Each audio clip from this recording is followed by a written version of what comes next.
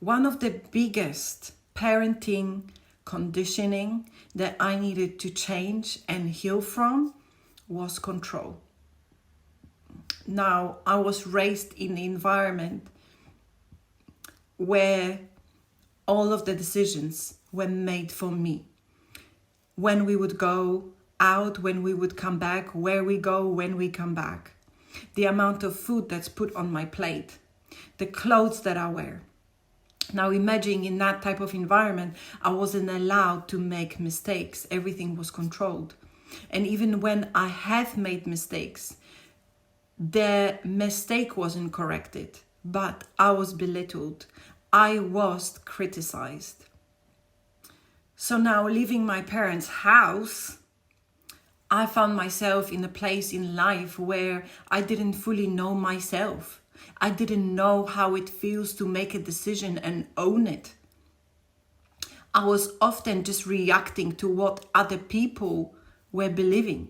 And even when I had deep convictions of something, I wasn't allowed to vocalize them, to talk about them, because of other attachment styles and create it. But I'm in such a different place in life. I am a mother now myself. And the one change that I've made with my children, with the things that I've learned from, healed from, and experiences in my life that showed me the change is necessary, is to allow my children to make decisions, to make mistakes.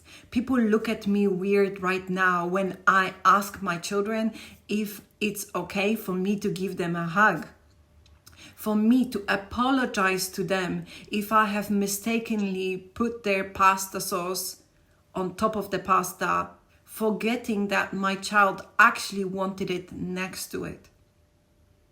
Now, why do I do this? Because I want my children to, first of all, recognize that their feeling and their wish is important to me as a mother. Because I don't want them to ever be with someone who rejects, denies how they feel and what they like. Number two, I want them to be in control. I want them to get to know themselves for who they are. And when they do that, they often make mistakes. But it's when we make that mistake, it's when we learn. That's when we learn that, oh my gosh, maybe that wasn't very right of me to do that. Maybe it wasn't right of me to go and say that, to do that, to act like that. Or maybe that's not really what I like to wear. Whatever it is, we will only learn. We make this decision when we are allowed to make a decision, when we are allowed to make a mistake. There's a freedom in making a mistake. We will learn when we make a mistake. And I want to create in my children autonomy. I want them to know that there is a balance, there is safety in a house, there is safety in this relationship with my mom, but I am also accepted, loved for who I am as a daughter or a son. And it's not going to be taken on me.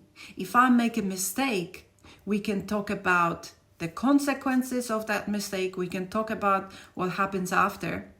But that mistake is not taking on my identity. I'm not being belittled or criticized for the mistake I have made. That's an important one. I am so grateful for what God has done in my life and healed so much in the last couple of years. In actually very short few years of my life. And if you're in a place where God is pointing to you that you require change, I know it won't be easy. It's not easy. It's hard.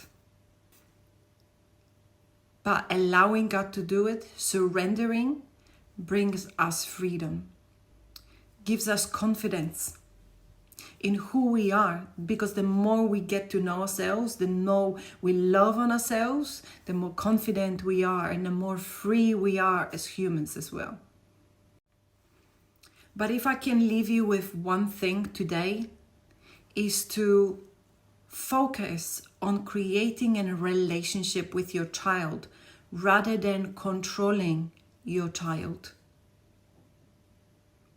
Think about a language that you can use and change to create and show your child that your main goal is for you to have a relationship with your child. That you want to get to know your child and you love them for who they are. I hope that helps you. Stay blessed.